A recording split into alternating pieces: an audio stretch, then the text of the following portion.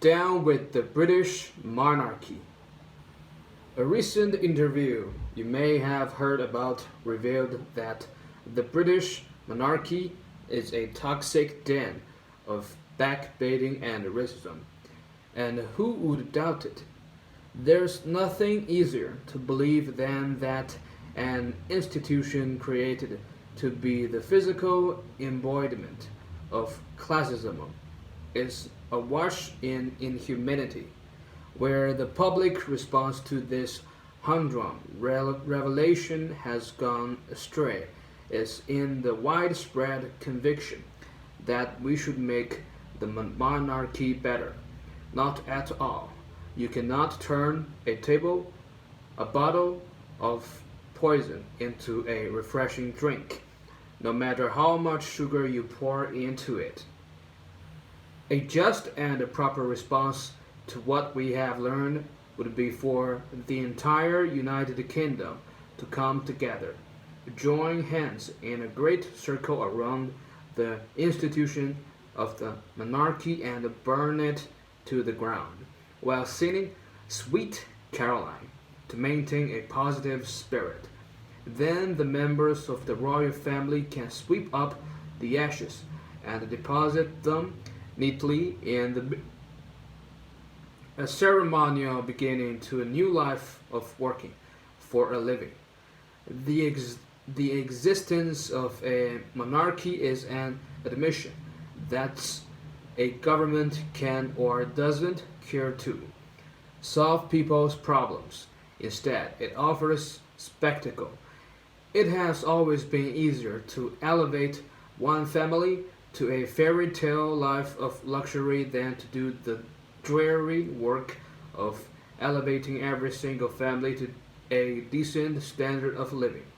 The common people found the lifestyle of a tiny, exalted, and thoroughly unworthy elite, rather than the other way around. Any nation that still has a monarchy in 2021 is proving itself to have a mortifying lack of revolutionary gumption.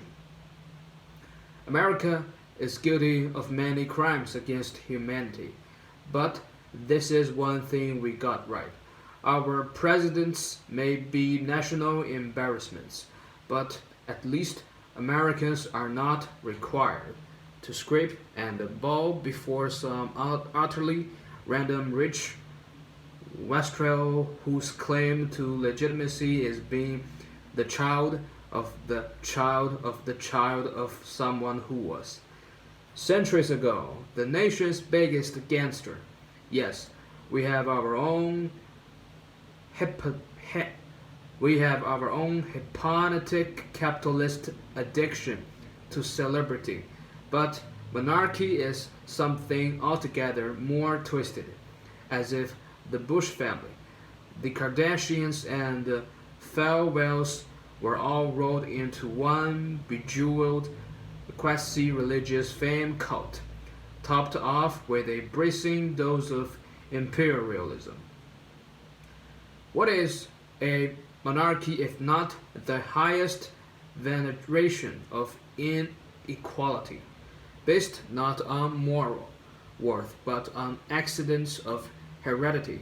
A small group of people are lavished with millions of dollars, skimmed from the public till, and are worshipped as sentimental nationalist gods in exchange only for performing the duty of being pleasant in public, which they do with mixed success.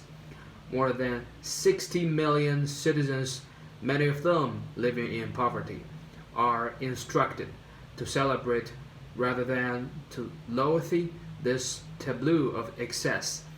They are told to be happy that someone has a dream life, even if it is not them, and to live vicariously through this soap opera cast of royals, rather than demanding equality for everyone else.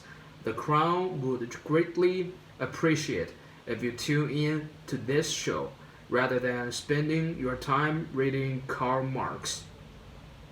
and that plan appears to be working. More than 4 in 5 British adults have a positive view of the Queen. The appeal of fancy hats is hard to overcome. The stars of this bid show will change with time. New princes and princesses will be born. Opulent weddings will be had. Different cuddled butts will get their turn to sit on the cushioned throne. These machinations, each of them designed to occupy the public's attention for a while, and just the scrambling of termites atop the enormous nest that is the monarchy itself. It feeds on the vigor of the working people and regurgitates it into a giant home for itself. Abolishing the monarchy shouldn't be too tricky. First, you take away their homes, then you take away their wealth, then you take away their titles. All of those things properly belong to the public, and those squatters have held them for far too long. The good news for the royal family is that the economy seems to be on the rebound. If it shouldn't be too hard for them to find jobs, even considering their lack of practical experience. They could get honorable jobs at a Tesco market. What a wonderful opportunity for them to earn an honest living. For the first time in their lives, as our social betters often tell the rest of us, hard work is good for self-esteem. I expect that they will soon be happier than ever.